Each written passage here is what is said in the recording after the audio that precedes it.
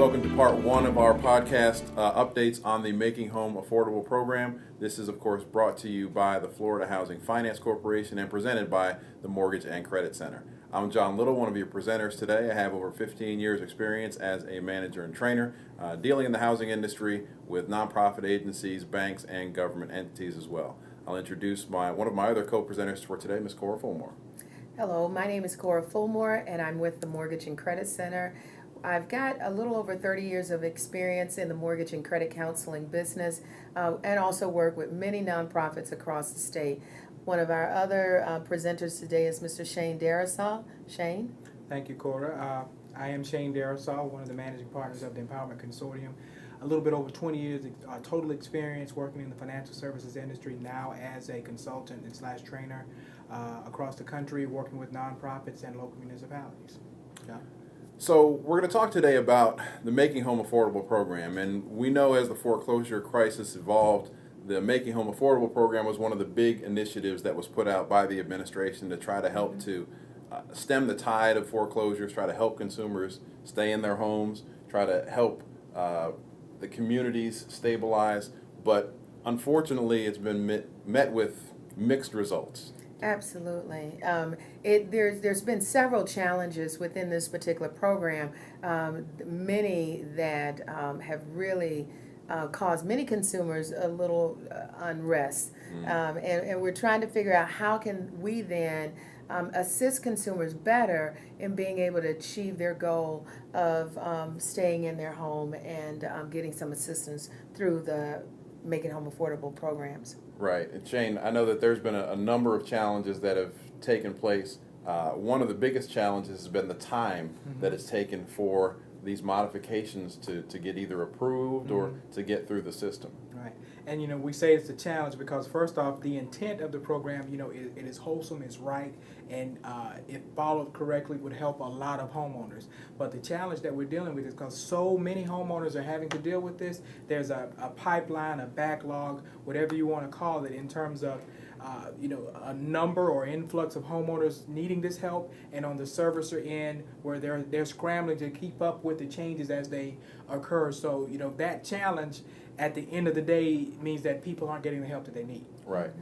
We've seen in our conversations with counselors in our workshops as well as on the webinars that we do on a monthly basis, a lot of the feedback and the frustration is about that time. And we know that consumers are often on a time clock because the calendar is ticking and there's things in process. There's court dates that are set and there are sheriff sales that have been scheduled. So what are some of the challenges that counselors deal with on a daily basis, and maybe a suggestion of two of how they can deal with some of these time challenges that are a little bit out of their hands?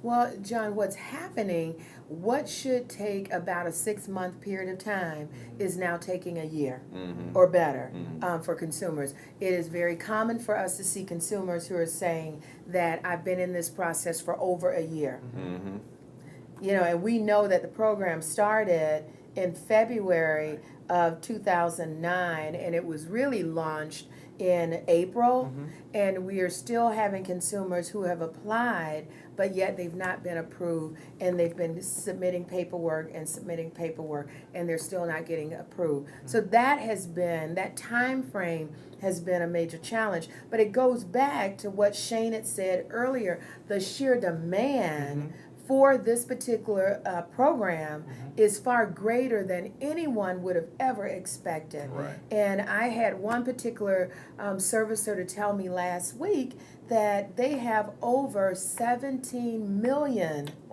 consumers that they're trying to work through. Wow. 17 million. So that's an awful lot. And it's the numbers are just mind-boggling when you start thinking about the number of people who they're trying to process through the program. I'm not sure if all 17 million are actually trying to go for that particular program, but just to think about having to service that number of loans. Wow. Yeah. And that's 17 million at one servicer. At one servicer. And we know that there are hundreds of servicers out there, so we're talking about amazing numbers. We have seen some measures of success in trial modifications. People have gotten trial modifications for a period. They've been diligent in making those trial modification payments, but there's been a downside. Right. And when you talk about that downside, you know, the trial payment period is typically 90 days, 3 equal payments made within that time frame. And at that point, the servicer gives information to the homeowner in terms of what the next steps are, hopefully towards a permanent modification. During that time frame, there's a lot of frustration that occurs with the homeowner themselves, because in their mind they're thinking, okay, I've been given a trial modification, I've been making the payments as instructed, and I'm expecting the servicer to give me a permanent modification based on the information that I've given. The problem with that is, this is a living, breathing document in terms of this process and the Making Home Affordable and the actual program itself. And so the program is ever evolving. The servicer is also struggling to keep up and comply with the Treasury Department, so they won't be penalized. So that is causing a problem as well. Right. And when we think about things like the net present value calculation, which is, it's one of those factors that none of us really know exactly how that works. Yeah. It's a challenge. It is indeed a challenge. Going back to something Shane just said, the fact that not only are we trying to get folks through the trial, but, and I think the challenge has been, is that conversion rate of converting folks from the trial mod into the permanent mod, and that's being a problem for many consumers, and also for the lenders and for the Treasury Department, because the report is out.